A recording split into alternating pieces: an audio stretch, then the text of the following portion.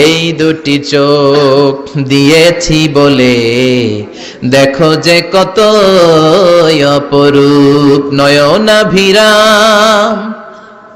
খেতে খামারের জোড়ায় জ্বালা বিধুর ধু, তোমার দেয়া চোখের শুকুর জানাবো তার ভাষা কই। যতই দেখি ততই যেন পলক ছাড়া চেরই। সুবহানাল্লাহ পড়ে। যতই দেখি ততই যেন পলক ছাড়া চেরই। আবু জাহেল ঘোষণা দিয়ে দিল, খবরদার, মক্কায় ঢুকার যতগুলো গেট আছে সবগুলো গেটে তোরা দাঁড়ায় থাকবি, হাজীদেরকে বলবি মক্কায় নতুন একটা পাগল এসেছে, তার কথা যারা শুনে তারাও পাগল হয়ে যায়। নাউজুবিল্লাহ পড়ে। তার কর্মী বাহিনী হজের মৌসুমে বিভিন্ন গেটে পাঠায় দিল। মক্কায় ঢুকার হাজীদের যত গেট, বিভিন্ন দেশ থেকে হাজীরা আসবে, কর্মীদেরকে বলে দিল তোরা বলবি এই এলাকায় নতুন এক পাগলের আমদানি হয়েছে, নাম মুহাম্মদ। পড়েন নাউযুবিল্লাহ। যারাই এই মুহাম্মাদের কণ্ঠের তেলাওয়াত শুনে তারাও পাগল হয়ে যায়। আদেশ অনুযায়ী কর্মীরা মক্কার গেটে দাঁড়িয়ে দাঁড়িয়ে হাজীদেরকে বলল, হাজী সাহেব হজে যান, জমজম খান, খেজুর খান, হজ করেন, সমস্যা নাই, কিন্তু নতুন এক পাগল আসছে, এই পাগলের নাম মুহাম্মদ। এই পাগলের কাছে যারা যায় হেরাও পাগল হয়ে যায়। হাজী সাহেবরা কোনোদিন এই মুহাম্মদ নামটা শুনে নাই, এই প্রথম শুনলো। শুই নাই মনে মনে কয়, যেদিকে যাব আর নাই যাব, আগে মুহাম্মাদের কাছে যাব। সবার আগে কার কাছে যাব? কারণ মানুষের একটা অভ্যাস হচ্ছে আল ইনসানু হারিসুন আলা মা মুনিয়া, মানুষের যেটা করতে নিষেধ করা হয় বেশি ওইটা মানুষ করে বেশি। মনে মনে হাজিরা বলে, তোমরা নিষেধ করছো তো অবশ্যই যাব, দেখি মুহাম্মদটা কে। তার মানে আমাদের বিরুদ্ধে অপপ্রচার করলে এটা আমার পক্ষের প্রচার হয়ে যায়।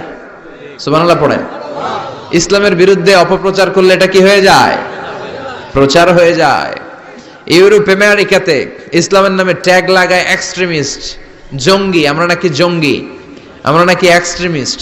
তো যারা সিভিলিয়ান আছে, খ্রিস্টান সিভিলিয়ান, ইউরোপ আমেরিকার সাধারণ জনগণ, তারা ভাবে ঘটনা নাকি মুসলমানদের বিরুদ্ধে এত কথা কেন? তারা ইসলাম নিয়ে গুগলে সার্চ করে, বিভিন্ন বই পড়ে, কোরআনের ইংলিশ ট্রান্সলেশন পড়ে। আগে তারা ইসলাম সম্পর্কে জানতো না, কিন্তু সবাই যখন বলা শুরু করছে জঙ্গি জঙ্গি জঙ্গি, ইসলাম মানে জঙ্গি, তখন তারা ইসলাম সম্পর্কে পড়তে শুরু করে দিয়েছে। পড়তে পড়তে ইসলামের সুন্দর বাণীগুলো পড়ে ওদের হৃদয় ঠান্ডা হয়ে যায়। যাদের নসিব ভালো, অনেকে কালিমা পড়ে মুসলমান হয়ে যায়। ইউরোপ আমেরিকাতে মুসলমানের সংখ্যা দিন দিন বাড়ছে।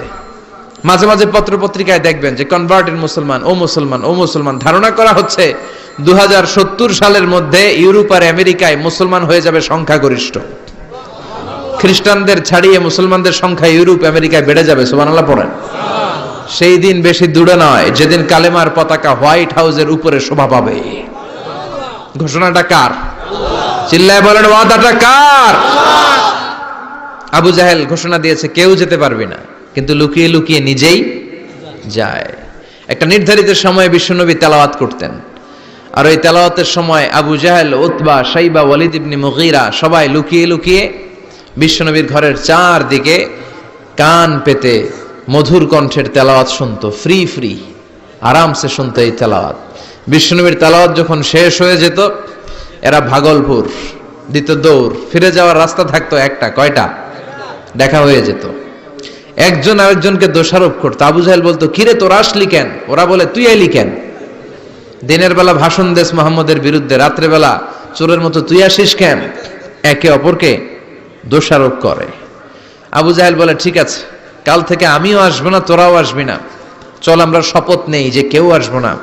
দস্তখত দে, সিগনেচার দে, যেই আসবে তার মাথার চুল কামিয়ে আলকাতরা মেখে মক্কার বাজারে ঘুরিয়ে ঘুরিয়ে অপমান করা হবে। সবাই রাজি। আবু জাহেল বলে, দে। রাজি হইলে সিগনেচার দে। সবাইকে আবু জাহেল্লা, তুই নেতা, তুই আগে দে। আবু জাহেল 1 নাম্বার, নাম্বার 2 উতবা, নাম্বার 3 শাইবা, সবাই সিগনেচার। কালকে কেউ যাবে না, কেউ যাবে না। দিন গড়িয়ে রাত আসে। বিশ্বনবীর যখন তেলাওয়াত করার টাইম, ওই টাইমে আবু জাহেলের তেলাওয়াত শোনার প্যারা উঠছে। যারা সিরিয়াল দেখে, সিরিয়াল দেখার প্যারা আছে না একটা? 9টায় সিরিয়াল শুরু হবে, 8:30 থেকে প্যারা ওঠে। কথা কন, আমার সিরিয়াল শেষ হয়ে গেল, সব কাজ বাদ দে, তাড়াতাড়ি টিভির সামনে বস। আছে না নাই? আবু জাহেলেরও প্যারা উঠছে, তেলাওয়াত শোনার প্যারা। টসিং অ্যান্ড টার্নিং, বিছানায় এপাশ ওপাশ করে আর মনে মনে ভাবে, হায় রে আর তো সময় নাই, এই তো শুরু হয়ে যাবে একটু পরে মুহাম্মাদের তেলাওয়াত, না গেলে তো বড্ড মিস হয়ে যাবে, যাই। আজকে যেরকম দস্তখত নিছি আর ধমক দিছি, কেউ যাবে না, আমি নিশ্চিত কেউ যাবে না, আমি একটু যাই। উতবা, শাইবা, ওয়ালিদ ইবনে মুগীরা প্রত্যেকেই প্রত্যেকের ঘর থেকে এই একই কথা ভাবছে যে আজকে তো যেই থ্রেড দিছে আবু জাহিল্লাই, আজকে কেউ যাবে না, আমি একটু যাই। সুবহানাল্লাহ পড়েন। আজকেও সবগুলো যে হাজির, বিশ্বনবী মন্ত্রমুগ্ধ করা সুরের ঝংকার তুলে তেলাওয়াত করছেন, আর সবগুলো মন্ত্রে মুগ্ধের মতো তেলাওয়াত শুনছে। বিশ্বনবীর তেলাওয়াত শেষ, সব দিছে দৌড়। ফিরে যাওয়ার রাস্তা কয়টা? আজকেও দেখা। আবু জাহিল্লা কয়, কিরে তোর আইলি কেন? সবাইকে আবু জাহিল্লা তুই আইলি কেন, একে অপরকে দোষারোপ করে। এই ঘটনাটা শোনানোর উদ্দেশ্য হচ্ছে বিশ্বনবীর কণ্ঠটা যেন তেন কোনো কণ্ঠ ছিল না, এই কণ্ঠে সুরের ঝংকার ছিল, ঠিক কিনা? এজন্য সাইয়েদনা বারা ইবনে আযিব রাদিয়াল্লাহু তাআলা আনহু বুখারীর বর্ণনায় বললেন, ফামা সামি'তু আহসানা সাওতান মিন সাওতি রাসূলিল্লাহ, বিশ্বনবীর কণ্ঠের চাইতে এরকম সুরেলা কণ্ঠ আমার জীবনেও আমি শুনি নাই। আর বিশ্বনবীকে এই সূরাটা কোন নামাজে পড়তে শুনছে? পড়বেন তো আপনারা? আল্লাহ তৌফিক দান করো। এই সূরাটা আল্লাহ কসম দিয়ে শুরু করছে, কি দিয়ে? 3 ফলের কসম দিয়ে। মনে রাখবেন, মান কানা ইয়াহলিফ ফালইয়াহলিফ বিল্লাহ, যার কোনো কারণে কসম কাটতেই হয় সেজন্য আল্লাহর নামে কসম কাটে, আউলিয়াসমুত, আর না হলে যেন চুপ থাকে। আল্লাহ ছাড়া কারো নামে কসম কাটা যাবে না। কিন্তু আমাদের দেশে অনেক কিছুর নামে কসম আছে না নাই? আমরা কোরআন শরীফের নামে কসম কাটি, অনেক সময় কাবার নামে কসম কাটি, মায়ের বুকের দুধের কসম, বিদ্যার কসম কাটি না? কাটা যাবে? শিকারপুরের লোকের আর কি কি জিনিসের কসম কাটেন বলেন? হ্যাঁ, মায়ের কসম না, মায়ের কসম কাটা যাবে না। আর কি কি জিনিসের কসম কাটেন বলেন? আল্লাহর কসম কাটা যাবে। আর মাজারের কসম খাইছি না, মাজারের কসম কাটা যাবে। আর কিসের কসম কাটা এই দেশে? বইয়ের কসম না, বইয়ের কসম কাটা যাবে না। আর আছে? হ্যাঁ, আল্লাহ ছাড়া কারো নামে কসম কাটা যাবে, কিন্তু আল্লাহ চাইলে সবকিছুর নামে কসম কাটতে পারেন। চিল্লায় কোন সুবহানাল্লাহ। সে আল্লাহ বললেন, ওয়াত-তিনি ওয়াজ-যাইতুনি ওয়া তুরি সিনিনা ওয়া হাযাল বালাদিল আমিন। তিনের কসম। কিসের কসম? 3 ফুলের কসম। এজন্য আল্লাহ বলেছেন ওয়াত-তিন। চিল্লায় বলেন, কি পড়েছেন? সম্মানিত ভাইয়েরা, খেয়াল রাখবেন, কসম যখনই আল্লাহ কেটেছেন তখনই আল্লাহ ওয়াও ব্যবহার করেছেন। এটাকে বলে, এই যে এটা কিন্তু এই ফলের অনেক উপকারিতা আছে। এটা আরব বিশ্বে আরবদের কাছে খুবই গুরুত্বপূর্ণ সুস্বাদু একটা ফল। কালো ডুমুর হয়, সাদা ডুমুর হয়। এই ডুমুর ফল খেলে ডায়াবেটিক্স রোগীদের অনেক উপকার হয়। ডায়াবেটিক্স আমাদের জাতীয় রোগ না? ডায়াবেটিক্স আছে কার কার? অনেকের আছে না? এই ডায়াবেটিক্স আল্লাহ ভালো করে দিবে। কি খাবেন?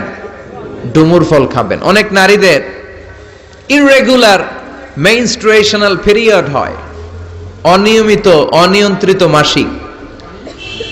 এই ডুমুর ফলের সেদ্ধ করা পানি যদি খায় তাদের মাসিক নিয়মিত হয়ে যাবে। এটার মধ্যে অনেক স্ট্রেংথ এন্ড স্ট্যামিনা আছে। আর এই ফলটা জান্নাতি ফল। কি ফল? এটা জান্নাতি ফল। এই 3 গাছটা জান্নাতের গাছ। সাইয়েদনা আদম আলাইহিস সালামকে আল্লাহ বললেন, ওয়ালা তাকরাবা হাযিহি আশ-শাজারাতা ফাতাকুনা মিনাজ যালিমিন। ও আদম, তুমি আর হাওয়া মিলে জান্নাতে ঘুরো, জান্নাতে খাওয়া দাওয়া করো, যা মনে চায় করো, কিন্তু একটা নিশমানায় লাজ শরম গেছে হারায়। ঠিক কিনা? পাতলা শাড়ির বাহার, পাখি ড্রেস, লেহেঙ্গা পোশাক দেখে নারীর লাজে মরে যাই। হায় হায়, আছি আমরা এখন জামানায় লাজ শরম গেছে হারায়। ঠিক কিনা? পোশাক আশাক নারীদের খাটো হতে শুরু করেছে। এটা শয়তানের মিশন। এজন্য মায়েরা বোনেরা খবরদার, পোশাককে ছোট করবেন না, খাটো করবেন না, হেজাব পরবেন। এই হেজাবকে ফরজ করেছে কে? এই হেজাব আপনার অধিকার, আপনার অধিকার আপনি বুঝে নেন। হেজাব আপনার অহংকার, এই হেজাব হচ্ছে আপনার আভিজাত্যের প্রতীক। চিল্লায় বলেন ঠিক কিনা? নারী অধিকারের যারা কথা বলে, নারী আন্দোলনের কথা যারা বলে, তাদের কথায় কান দিবেন না। এরা বক্তব্যের মঞ্চে উঠে নারীর অধিকারের কথা বলে, কিন্তু তাদের ঘরেই নারীরা বেশি নির্যাতিতা, তাদের ঘরের কাজের মেয়েগুলাই বেশি নির্যাতিতা। চিল্লায় এখন ঠিক কিনা? তারাই লোহা গরম করে কাজের মেয়েগুলোর পিঠে ছ্যাক দেয়, তারাই সুযোগ পেলে ধর্ষণে সেঞ্চুরি করতে দ্বিধাবোধ করে না। চিল্লায় এখন ঠিক কিনা? শয়তানের মিশন জান্নাতেও ছিল যেটা, দুনিয়াতেও এটা। পোশাক কি করে আলাদা করা যায়, এই জন্য হেজাব যেন আমরা ভুলে না যাই। হেজাব আপনার আভিজাত্যের প্রতীক, আপনার সৌন্দর্য, আপনার সম্ভ্রম, আপনার স্ট্যাটাস তো আপনার হেজাবের মধ্যে শোভা পায়, ঠিক কিনা? কিন্তু দিনকে দিন পোশাক ছোট হতে শুরু করেছে। নতুন নতুন অনেক পোশাক বেরোয় নারীদের। কি পোশাক আছে বলেন তো একটা? হ্যাঁ, পাখি। আর কি আছে? লেহেঙ্গা আর কিরণমালা। আর এগুলো পড়বেন না, হেজাব পড়বেন। হেজাবে একটা নারীকে যত সুন্দর, রূপবতী, গুণবতী, সুস্নিগ্ধা লাগে, অন্য কোনো পোশাকে লাগে? আল্লাহ আমাদেরকে বোঝার তৌফিক দান করো। সাইয়েদনা আদম আলাইহিস সালাম, হাওয়া আলাইহিস সালাম জান্নাতের ভেতরে যখন উলঙ্গ হয়ে গেল, লজ্জাস্থান ঢাকার জন্য জান্নাতের বিভিন্ন গাছের দিকে দৌড়ায়, দৌড়িয়ে দৌড়িয়ে যেই গাছের পাতা দিয়ে তারা সেদিন লজ্জাস্থান ঢেকেছিল, ওই গাছের নাম ছিল তিন গাছ। কি গাছ? ওই তিনের কসম কোরআনে কেটেছে কে? সেজন্য আল্লাহ বললেন, ওয়াত-তিনি ওয়াজ-যাইতুনি ওয়া তুরি সিনিনা ওয়া হাযাল বালাদিল আমিন। সুবহানাল্লাহ পড়েন। তিনের কসম, জাইতুনের কসম। জাইতুন মানে জলপাই। আওয়াজ করে বলতে হবে, জাইতুন অর্থ খাইছেন? জলপাইয়ের আচার খাই না আমরা? জাইতুন মানে জলপাই, ইংরেজিতে বলে অলিভ।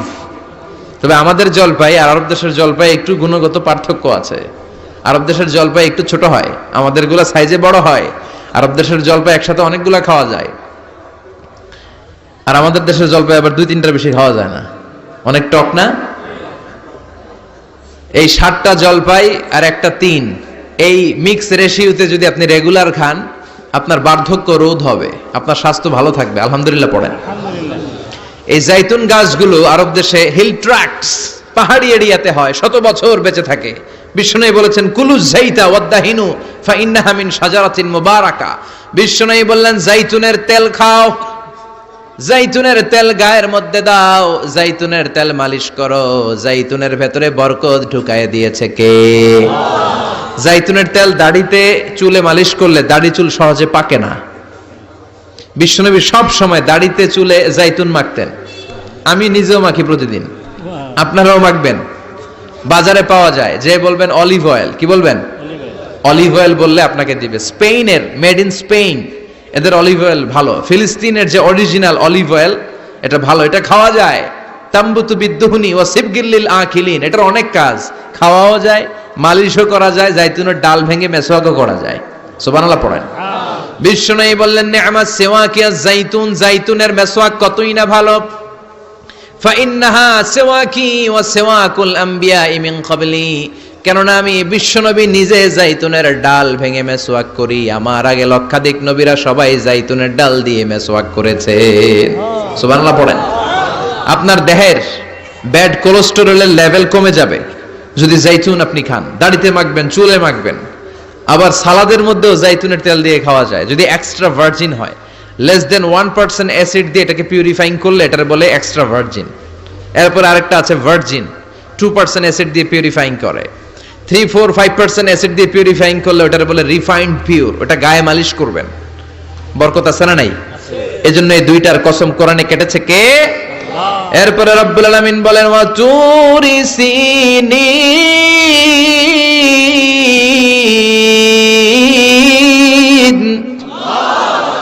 আমি তিন আর জাইতুনের কসম যেমনি কোরআনের মধ্যে করলাম, সাথে সাথে তুর পাহাড়ের কসম কাটলাম। সুবহানাল্লাহ পড়েন। সাউথ সাইনা, দক্ষিণ সিনাইয়ে এই তুর পাহাড়ের অবস্থান। মিশরে 2টা জেলা আছে, উত্তর সিনাই, দক্ষিণ সিনাই। এই দক্ষিণ সিনাইতে 2285 মিটার উঁচু এই পাহাড়। সাইয়েদনা মুসা আলাইহিস সালাম এই পাহাড়ে উঠে কথা বলতেন কার সাথে? তাওরাতের মতো কিতাবকে আল্লাহ তাআলা কাঠের তক্তার মধ্যে লিখে এই পাহাড়ের উপর নাজিল করেছে। কাঠের তক্তা চিনেন? কাঠ দিয়ে মোটা মোটা তক্তা বানায় না? আল্লাহ নিজ হাতে তাওরাত লিখে এই কাঠের তক্তাগুলো সাইয়েদনা মুসা আলাইহিস সালামকে দিলেন, বললেন যাও, এটার মধ্যে হেদায়েত আছে, নূর আছে, বুরহান আছে, নিয়ে যাও, বনি ইসরাইলের কাছে দাওয়াতের বাণী পৌঁছে দাও, তুমি বার্তাবাহক, যাও। সাইয়েদনা মুসা আলাইহিস সালাম দেখলেন ছোট্ট ছোট্ট কিছু কাঠের ফলকার তক্তা, ভাবলেন কাঁধের মধ্যে তুলে নিয়ে যাই, এর চেয়েও কত ভারী ভারী জিনিস আমি মুসা কাঁধের মধ্যে তুলে বেড়াই। কিন্তু সাইয়েদনা মুসা আলাইহিস সালাম তক্তার মধ্যে হাত দিয়ে দেখে কাঁধে উঠাবে তো দূরের কথা, নাড়াতেই পারে না। সুবহানাল্লাহ পড়েন। কাঁধে উঠাবে তো দূরের কথা, কি করতে পারে না? নাড়াতেই পারে না। মুসা আলাইহিস সালাম ভাবলেন এদিক দিয়ে মনে হয় শক্ত, ওদিকে মনে হয় নরম, ওদিক দিয়ে ধরি, ওদিকে টান দেয়, ওদিকেও নড়ে না, মাঝখানে ধরে টান দেয়, নড়ে না। ঘটনা কি? এর চেয়ে কত বড় তক্তা কাঁধে লয়ে ঘুরি, আর এগুলো নড়ে না কেন? আল্লাহ জিব্রাইলরে বলেন না একটু হেল্প করতে, আল্লাহ বললেন যাও, তোমারে হেল্প করতে কইছে। মুসা আলাইহিস সালাম বললেন ভাই জিব্রাইল তুমি এদিক দিয়ে ধরো, আমি ওদিক দিয়ে ধরি। আমরা এরকম ধরে বলি না মারো টান হেইয়ো, এই দুইজনে হেইয়ো হেইয়ো শুরু করছে, কিন্তু তক্তা নড়ে না। মুসা আলাইহিস সালাম বললেন চলো পজিশন চেঞ্জ করি, তুমি এদিকে আমি ওদিকে, মারো টান আরো জোরে, কিন্তু তক্তা নড়ে না। মুসা আলাইহিস সালাম বললেন আল্লাহ জিব্রাইলের যে সঙ্গী ফেরেশতা 11 বলো না একটু হেল্প করতে। আল্লাহ বলে যাও হেল্প করে আসো। এবার সবাই মিলে মারো টান আরো জোরে, গায়ে যত জোর আছে। মুসা আলাইহিস সালাম তক্তা ধরে টান দিলেন, টানের চোটে প্রত্যেকটা লোমকূপ দিয়ে ঘাম বেরোতে শুরু করেছে। এক একটা টানে কোমরের রক ছিঁড়ে যাওয়ার অবস্থা, কিন্তু তক্তা নড়ে। আল্লাহ ডেকে বললেন মুসা রক ছিঁড়ার দরকার নাই, আর ঘেমে অস্থির আর ঘরমাক্ত হওয়ার দরকার নাই। আসলে তক্তার এত ওজন না, কিন্তু তক্তার মধ্যে যেই বাণীগুলো আছে এই বাণীগুলো কার? এটা আমার বাণী রে মুসা, এগুলো আমার কথা, এগুলো আমার দেওয়া কিতাব, এগুলো সাধারণ দুনিয়ার বাণী নয়, সাধারণ কথা নয়। এই জিনিসটা বোঝাবার জন্য তক্তার ওজন আমি বাড়িয়ে দিয়েছি। এবার ফেরেশতার সাহায্যের দরকার নাই, নিজেই টান দাও, দেখবা উঠাতে পারবা। সাইয়েদনা মুসা আলাইহিস সালাম এখন দেখে টান দিয়ে কাঁধে নেওয়া যায়। সুবহানাল্লাহ পড়েন। এই যে তুর পাহাড় তিনি মুসা আলাইহিস সালামকে দিয়েছিলেন, যেই পাহাড়ের উপরে, পাহাড়টার নাম তাওরাত কিতাব যে তিনি দিয়েছিলেন, যেই পাহাড়ের উপরে, এই পাহাড়টার নাম কি? তুর পাহাড়। বিশ্বনবী মেরাজে যখন গিয়েছিলেন সাইয়েদনা জিব্রাইল এই তুর পাহাড়ে বিশ্বনবীকে নামিয়ে বললেন অন্ধকার, ইয়া রাসূলুল্লাহ উদউল্লাহ, আল্লাহর কাছে দোয়া করেন। বিশ্বনবী বললেন জিব্রাইল দোয়া করলাম, কিন্তু কোন জায়গায় কোন পাহাড়ের উপরে আমারে নামালা? আমি তো এলাকা চিনি না, পাহাড় চিনি না, কোন পাহাড় এটা? সাইয়েদনা জিব্রাইল বললেন নবী হাদিহি জাবাল মুসা তুর সাইনা, এটা আপনার ভাই মুসার পাহাড়, তুর পাহাড়। সুবহানাল্লাহ। এটার চূড়ায় বিশ্বনবী দোয়া করেছেন। এবং ইয়াজুজ মাজুজের আক্রমণ থেকে বাঁচার জন্য ঈসা আলাইহিস সালাম কিয়ামতের আগে সব মুমিন বান্দাদেরকে নিয়ে তুর পাহাড়ের উপরে উঠবে। সুবহানাল্লাহ পড়ে। আমি নিজেই তুর পাহাড়ের উপরে উঠছি 2 বার জীবনে। আমি মিশরে ছিলাম তো, ওখানে আমি শিক্ষা সফরে 2 বার আমরা প্রায় তুরে সাইনাতে সফর করতাম। ঠান্ডা একটা এলাকা, মিশরে পুরো মিশরে গরম, ওদিকে ঠান্ডা। 3 ধর্মের লোকদের জন্য এটা একটা তীর্থস্থান, সবাই যায়, ইহুদিরা যায়, খ্রিস্টানরা যায়, আমরাও যেতাম। মাঝরাতে তুর পাহাড়ে উঠতে হয়, ফজরের সময় পৌঁছতে হয়, আবার 7টা-8টার দিকে ব্যাক করতে হয়। 10টা-11টার পরে সূর্যের তাপে পাথরের পাহাড় এত গরম হয় ওখানে কোনো মানুষ দাঁড়িয়ে থাকতে পারে না। আমরা উঠতেছি কাঁধের মধ্যে ব্যাগ নিয়ে, খ্রিস্টানরা উঠতেছে, ইহুদিরা উঠতেছে। ওটার উপরে খ্রিস্টানদের একটা চার্চ আছে, গির্জা, ইহুদিদের আছে একটা ছোট্ট সিনাগগ। ইহুদিরা যে জায়গায় নামাজ পড়ে ওটারে কি বলে? সিনাগগ। খ্রিস্টানরা যেটাতে নামাজ পড়ে ওটারে বলে চার্চ, গির্জা। আর আমরা যেটাতে নামাজ পড়ি মসজিদ। আমাদেরও একটা মসজিদ আছে ছোট। ফজরের সময় উঠলাম, উঠে তাকিয়ে দেখি সূর্য কিরণে পুরো তুর পাহাড়ের সিলসিলাতুল জিবাল, পাহাড়ি রেঞ্জ ঝিকিমিকি আলোতে সূর্যের কিরণে চমৎকার এক আভা, রক্তিম আভা ধারণ করেছে। সবাই মিলে আল্লাহর কাছে দোয়া করলাম। এই তুর পাহাড়ের কসম কেটেছে কে? রব্বুল আলামিন বলেন ওয়াত-তিনি ওয়াজ-যাইতুনি ওয়া তুরি সিনিনা ওয়া হাযাল বালাদিল আমিন। তিনের কসম, জাইতুনের কসম, তুর পাহাড়ের কসম, আর এই নিরাপদ শহরের কসম। এই নিরাপদ শহর দ্বারা উদ্দেশ্য হচ্ছে মক্কাতুল মুকাররমা। নিরাপদ শহর দ্বারা কোন শহর উদ্দেশ্য? মক্কা। যে মক্কার আগের নাম ছিল বাক্কা। মক্কার আগের নাম সবাই বলেন বাক্কা। মক্কার নামে আল্লাহ কোরআন একটা সূরা দিয়েছে, সূরার নাম সূরাতুল বালাদ। লা উকসিমু বিহাযাল বালাদ ওয়া আনতা হিল্লুম বিহাযাল বালাদ। সুবহানাল্লাহ পড়েন। আবার এই শহরের নাম দিলেন আল্লাহ উম্মুল কুরা, জনপদ সমূহের মা। এই শহরের মধ্যে যারা এই প্রবেশ করবে নিরাপত্তা দিবে কে? আবার এই শহরের মাঝখানে আল্লাহ এমন একটা ঘর তৈরি করেছে, গোটা বিশ্বের সব মুসলমান ওই ঘরের দিকে মাথা নুইয়ে সিজদায় লুটিয়ে পড়ে। সুবহানাল্লাহ পড়েন। ইন্না আউওয়ালা বাইতি উদিআ লিন-নাস লাল্লাযী বিবাক্কাতা মুবারাক। এই কাবা ঘরকে কেন্দ্র করে প্রতিদিন 120টা রহমত নাজিল হয়। চিল্লায় বলেন তো কয়টা? 60 লিত তাইফিন, 60টা রহমত যারা তাওয়াফ করে তাদের জন্য। 40 লিল মুসাল্লিন, 40টা রহমত যারা নামাজ পড়ে তাদের জন্য। 60 আর 40 কত? বাকি আছে কয়টা? ওয়াল 20 লিন-নাযিরিনা ইলাল কাবা, বাকি 20টা রহমত যারা তাওয়াফও করে না, নামাজও পড়ে না, শুধু কাবার দিকে তাকিয়ে থাকে। সুবহানাল্লাহ পড়েন। আবার কাবার 4টা কর্নার আছে, একটা কর্নারের ভেতরে একটা পাথর আছে, এটাকে বলে ব্ল্যাক স্টোন কর্নার, হাজরে আসওয়াদের পাথর। এই পাথরে যেই চুমো দেয়, পাথর ওই চুমোদানকারীর জীবনের সব গুনাহ টেনে শুষে সব নিয়ে যায়। কিয়ামতের দিন আল্লাহ হাজরে আসওয়াদের 2টা ঠোঁট দিবেন, 2টা চোখ দিবেন, আর দাঁড় করিয়ে দিবেন। আল্লাহর সামনে দাঁড়িয়ে দাঁড়িয়ে হাজরে আসওয়াদ সুপারিশ করবে। আল্লাহর কাছে বলবে, আল্লাহ এই লোকটা আমারে চুমো দিয়েছে, তার জন্য জাহান্নামের আগুন হারাম করে দাও। এই হাজরে আসওয়াদ পাথরের জন্য আমরা চুমো দিতে পারি, আল্লাহ তৌফিক দাও। আমিন। জোরে পড়েন আমিন। এই নিরাপদ শহরের কসম, শহরটার নাম মক্কা। চিল্লায় বলেন শহরটার নাম।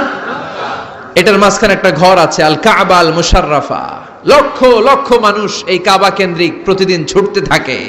আল্লাহ বলেছেন এটা মাসাবাতান লিন-নাস, মানুষের মিলন কেন্দ্র।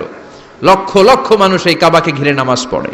প্রতিটা জুমার দিন 10 লাখেরও মোর দেন 1 মিলিয়ন মুসল্লি কাবার চারদিকে জুমার সালাত আদায় করে। সুবহানাল্লাহ পড়েন। আজান হওয়া মাত্রই মৌমাছির মতো মানুষগুলো ছুটতে থাকে। কাবার আজান শুনেছেন? আল্লাহু আকবার, আল্লাহু আকবার,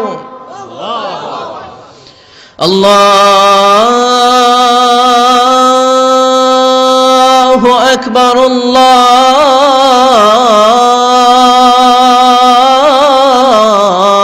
আল্লাহু আকবার। কি সুরেলা আজান, কাবার আজান। আজান হতে দেরি, আজান হতে দেরি। যদি 20-30 তলা হোটেলের কোনো ছাদ থেকে আপনি খেয়াল করেন, দেখবেন মৌমাছির মতো ডানে বায়ে সামনে পেছনে চারিদিক থেকে সারে আল হিজরা দিয়ে, সারে আজিয়াদ রোড দিয়ে, গাজ্জা দিয়ে, জারওয়াল দিয়ে, মেসফালা দিয়ে, ইব্রাহিম খালিলি দিয়ে মানুষগুলো কাবার দিকে ঢুকতে শুরু করেছে, ঠিক কিনা? আবার বিশ্বনবী বলতেন, মক্কা তো হাব্বুল বিলাদ ইলাইয়া, মক্কা শহর আমার কাছে সব চাইতে প্রিয় শহর। লাউলা উখরিজিতু লামা খারাজতু, মক্কার কুরাইশরা কাফেররা যদি এই শহর থেকে জোর করে আমারে বের করে না দিত, আমি কোনোদিন মক্কা ছেড়ে দূরে যেতাম না। সুবহানাল্লাহ পড়ে। বিশ্বনবীর জন্মস্থান এই শহর, যেখানে বিশ্বনবী জন্মেছেন ওইখানে আছে মাকতাবা, লাইব্রেরি। কি আছে? হজ ওমরা যারা করেছেন তারা দেখবেন ওখানে গেলেই ফ্রিতে বই দেয়। কি দেয়? বিশ্বনবীর জন্মস্থানে গেলে যেই ভাষার হন, বাঙালি গেলে বাংলায়, ইংরেজ গেলে ইংরেজিতে, পাকিস্তানিরা গেলে হিন্দিতে, সবাইকে ফ্রিতে বই দেয়া হয়। তার মানে বিশ্বনবীর জন্মস্থানে গেলেই বই পাওয়া যায়, ঠিক কিনা? বিশ্বনবীর জন্মস্থানের ঠিক পাশেই আবু জাহেলের জন্মস্থান। ওইখানে কি আছে জানেন? হ্যাঁ, হাম্মাম, হাম্মাম আবি জাহাল। বাঙালি হাজিদের বুক ভরা ঘৃণা তার জন্য। বাঙালি হাজিরা বলে, আবু জাহিল্লার টয়লেট কই, যাইয়া সব ভরাই দিয়ে আসুন।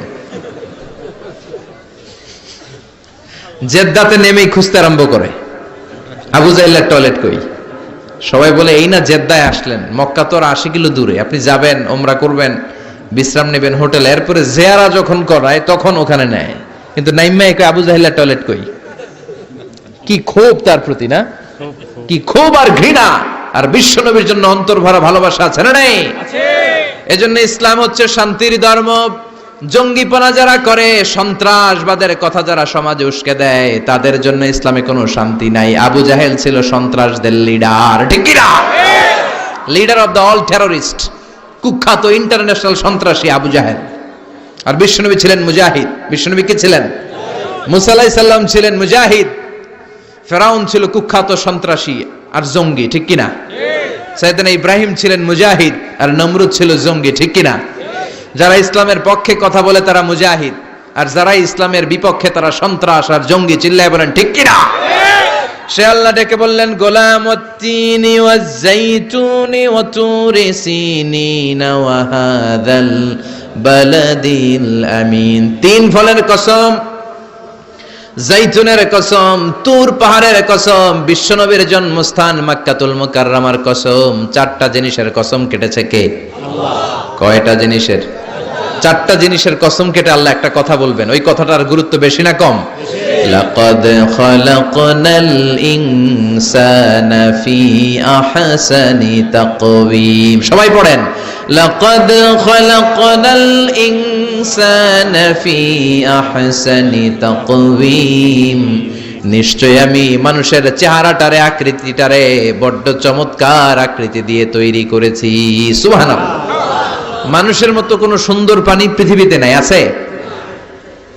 গরু দেখবেন সবগুলোর চেহারা একরকম, কুকুরের অলমোস্ট সব কুকুরের কেন্দ্রীয় চেহারা এক, সব ছাগলের কেন্দ্রীয় চেহারা এক, কিন্তু একটা মানুষের সাথে আরেকটা মানুষের চেহারা মিলে? আমার সাথে হুজুরের চেহারার মিল আছে? হুজুরের সাথে ভাইয়ের, ভাইয়ের সাথে আপনার। 700 কোটি মানুষ নাকি পৃথিবীতে এখন আছে। এই 700 কোটির সাথে একটার লগে আরেকটার মিলে? কত 700 কোটি ময়রা কবরে ভূত হয়ে রয়েছে, একটার সাথে আরেকটার মিল ছিল? আরো কত 700 কোটি যে কিয়ামতের আগে আসবে, একজনের সাথে আরেকজনের চেহারার কোনো মিল খাবে? এরপর আপনি হিউম্যান অ্যানাটমি নিয়ে গবেষণা করেন, পায়ের পাতা থেকে শুরু করে মাথার তালু পর্যন্ত একটার পর একটা অঙ্গ এমন ভাবে আল্লাহ তৈরি করেছে, পৃথিবীর কোনো ডিজাইনারের কোনো ডিজাইন দ্বারা এটাকে মাপজোক আর পরিমাপ করা সম্ভব না। চিল্লায় বলেন ঠিক কিনা? এজন্য আল্লাহ বললেন লাকাদ খালাকনাল ইনসানা ফি আহসানি তাকওয়িম। মানুষকে চমৎকার আকৃতি দিয়ে তৈরি করেছে কে? আমাদের যেই অঙ্গটা ঠিক যেখানে বসানো দরকার ঠিক সেই অঙ্গটা আল্লাহ তাআলা ওইখানেই বসিয়েছে, ঠিক কিনা? আল্লাহর সৃষ্টির মধ্যে কোনো খুঁত ধরার, ভুল ধরার ক্ষমতা কারো আছে? এক লোক বট গাছের তলায় বসে বিশ্রাম নিচ্ছে, আর বট ফল দেখে অবাক যে এত মোটা বট গাছ, ফলগুলো এত ছোট। বট ফল ছোট হয় না নাকি এত বড়? আর পাশেই ছিল কুমড়া গাছ, লাউ গাছ। আল্লাহরে গালে দিতেছে, আল্লাহর কি রুচি! চিকন চিকন কুমড়া গাছ, চিকন চিকন লাউ গাছ, এত বড় ফল, আর ইয়া মোটা বট গাছ, এতটুকু ফল। আল্লাহরে গালি দিতে দিতে ঘুমায় গেছে। আল্লাহরে গালি মারতে মারতে কখন যে ঘুমায় গেছে নিজেও জানেন। হঠাৎ একটা বট ফল পড়ছে একেবারে নাকে, লাফ দিয়ে উঠেছে। উঠে দেখে নাক দিয়ে রক্ত বেরোচ্ছে, ব্লিডিং।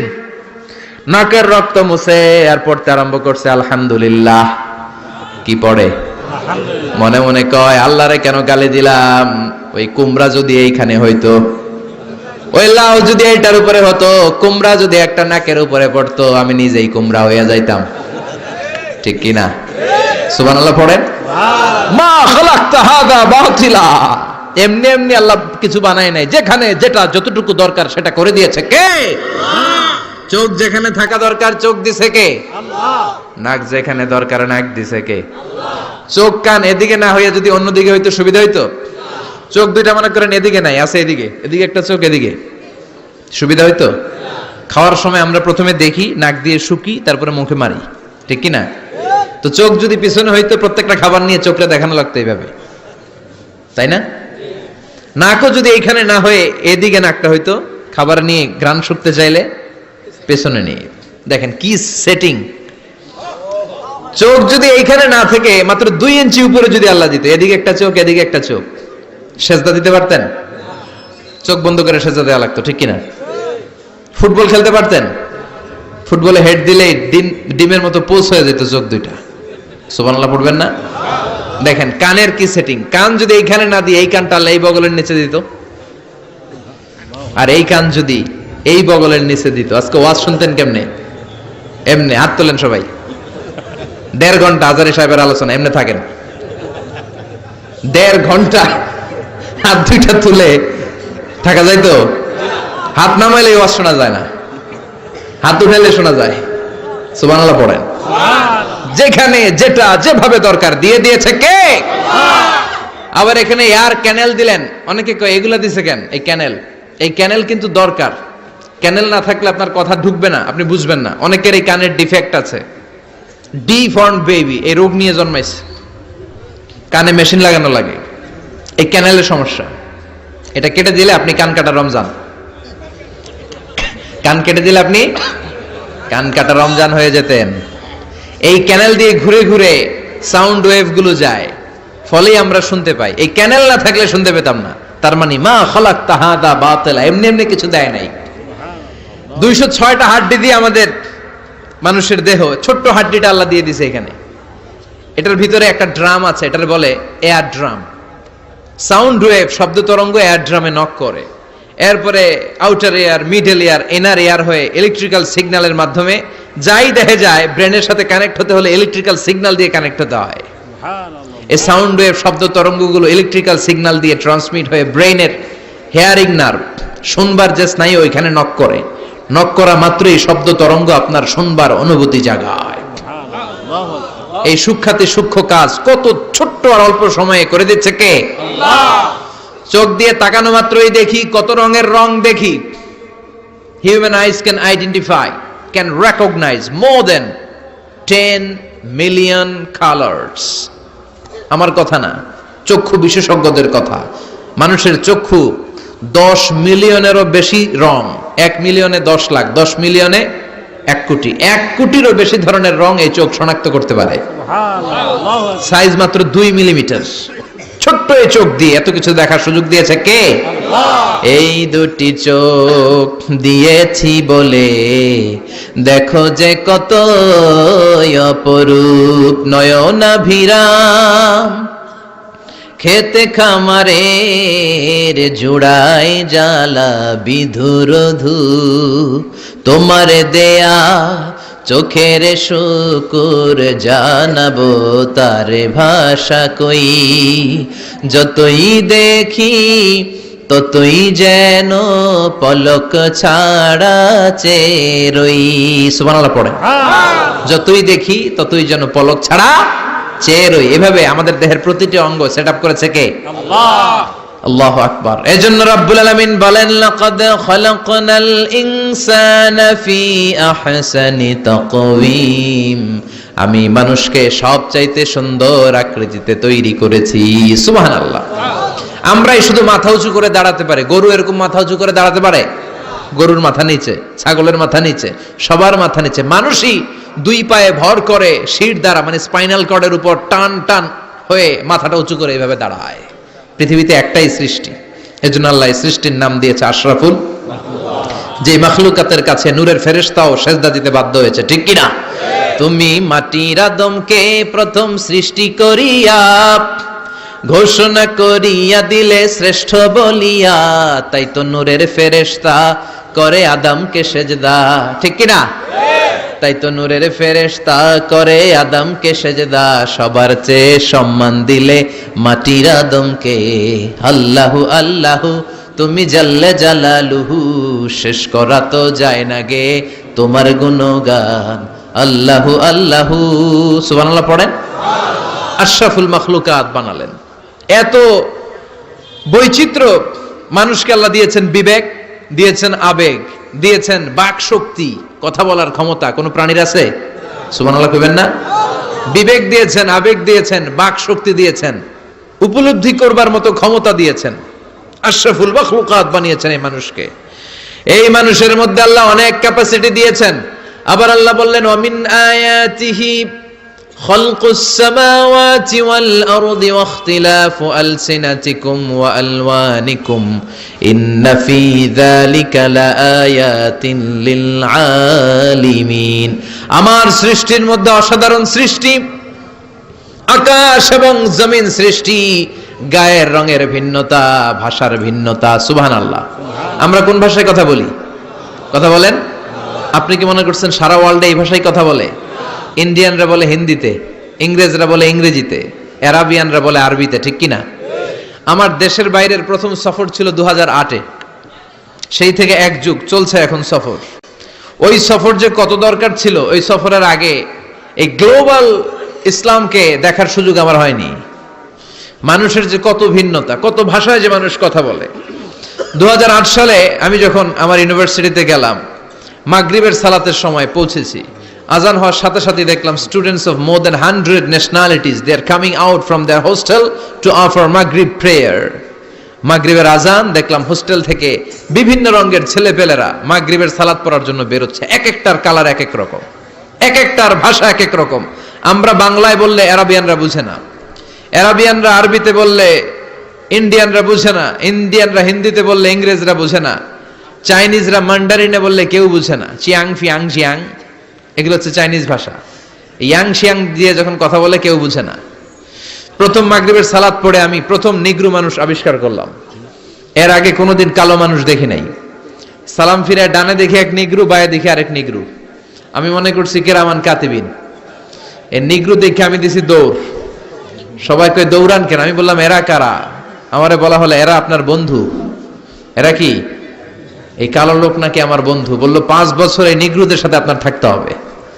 100টারও বেশি দেশের ছাত্র আমরা একসাথে থেকেছি। কারো ভাষা কেউ বোঝে না, কারো গায়ের রঙের সাথে কারো গায়ের রঙের মিল নাই। চিল্লায় বলেন সুবহানাল্লাহ। এজন্য রব্বুল আলামিন বললেন লাকাদ খালাকনাল ইনসানা ফি আহসানি তাকওয়িম, আমি মানুষকে চমৎকার আকৃতিতে তৈরি করেছি। সুম্মা রাদাদনাহু আসফালা সাফিলিন, তারপর মানুষকে আমি আবার নিম্নমুখী করেছি। মানুষের সৌন্দর্যটা সব সময় থাকে না। এই যে যুবক অবস্থায় আমাদের কি সুন্দর চামড়া, কি সুন্দর দেহ, বয়স যখন 70-80 হবে এরকম থাকবে? কথা বলেন না। এই কালো দাড়িগুলো সাদা হয়ে যাবে, বয়সের ভারে মিজানুর রহমান আজহারি নুজ্জ হয়ে যাবে, লাঠি লাগবে তখন। তখন স্টেজে উঠবে, হায়াতে বাসায় থাকলে লাঠি নিয়ে উঠতে হবে। কথা কন। আমার নানা বাইরে দেখতাম গাড়িতে একটা লাঠি রাখতো, মরহুম পীর সাহেব গোলাম সাদেক সাঈদী। গাড়িতে সব সময় লাঠি, এই লাঠি নিয়ে গাড়ি থেকে বেরোতো, লাঠি দিয়ে সিঁড়ি বেয়ে উঠতো, মাঝে মাঝে আমরা ধরেও উঠাতাম। তো উনি কি এরকম ছিল না? একদিন ইয়াং তাগড়া যুবক, রং ধরা যৌবন, জং ধরে শেষ থাকে না। আসফালা সাফিলিন এর দুইটা তাফসীর, একটা হচ্ছে ইলা আরযালিল উমর, সব সময় মানুষ যুবক থাকে না, একটা সময় তারে বৃদ্ধ বানিয়ে দেয় কে? আল্লাহ। আবার আল্লাহ বুঝালেন মানুষ ভালো হলে অনেক ভালো হয়, খারাপ হলে অনেক খারাপ। মানুষ ভালো হলে ফেরেশতার চেয়ে ভালো, মানুষ খারাপ হলে পশুর চেয়েও খারাপ। কথা বলেন ঠিক কিনা? এক পশু আরেক পশুরে মারে না, এক পশু আরেক পশুরে হত্যা করে না, কিন্তু মানুষ মানুষের মারে কি মারে না? A lion never kills a lion, a dog never kills a dog, an elephant never kills an elephant. একটা হাতি একটা হাতিরে মারে না, কুকুর কুকুরে মারে না, কিন্তু মানুষ মানুষকে মারে কিনা? এজন্য আল্লাহ বললেন লাকাদ খালাকনাল ইনসানা ফি আহসানি তাকওয়িম সুম্মা রাদাদনাহু আসফালা সাফিলিন ইল্লাল্লাযীনা আমানু ওয়া আমিলুস সালিহাতি ফালাহুম আজরুন গায়রু মামনুন। দুই শ্রেণীর মানুষের এই বিপদ নাই, যারা ঈমান এনেছে, সৎ কর্ম করেছে। কার কথা? তবে ঈমানটা হতে হবে নির্ভেজাল। ওই ঈমানে শিরকের কোনো ছিটেফোঁটা থাকতে পারবে? তাহলে ওই ঈমান আপনারে মুক্তি দিবে। চিল্লায় বলেন ঠিক কিনা? ওয়া আমিলুস সালিহাত, নেক কাজ করে, সৎ কাজ করে, ফালাহুম আজরুন গায়রু মামনুন, তাদের জন্য এমন প্রতিদান আছে যেটা শেষ হবে না। আমাদের জন্য সবচেয়ে বড় প্রতিদান হচ্ছে জান্নাত। মুমিনের জন্য সবচেয়ে বড় পাওয়া হচ্ছে জান্নাত। চিৎকার করে বলতে হবে সবচেয়ে বড় প্রতিদান কি? মালিক তুমি জান্নাতে, তোমার পাশে আমায় একটি ঘর বানিয়ে দিও, একটি ঘর বানিয়ে দিও সে বিভীষিকাময় মহাদিনে, তোমার প্রতিবেশী করে নিও। মালিক তুমি জান্নাতে, তোমার পাশে আমায় একটি ঘর বানিয়ে দিও। পড়েন আমিন। চিল্লায় পড়েন আমিন। তার মানে যারা ঈমান আনবে, নেক কাজ করবে, তাদের হারাবার কিছু নাই। চিল্লায় কোন ঠিক কিনা? আমাদের হারানোর কিছু আছে? আমরা মল্লে শহীদ বাঁচলে, মল্লে শহীদ বাঁচলে, এজন্য ঈমানটা হতে হবে পাকা ঈমান। ইমানদার কখনো পথ হারায় না, ইমানদার ভরসা রাখে কার উপর? আপনি যদি ইমানের পক্ষে থাকেন, কোরআনের পক্ষে থাকেন, ইসলামের পক্ষে থাকেন, আপনার উপর আযাব আসবে, গজব আসবে, বিপদ আসবে, নবীদের উপর যেমনি এসেছে, ঠিক কি না?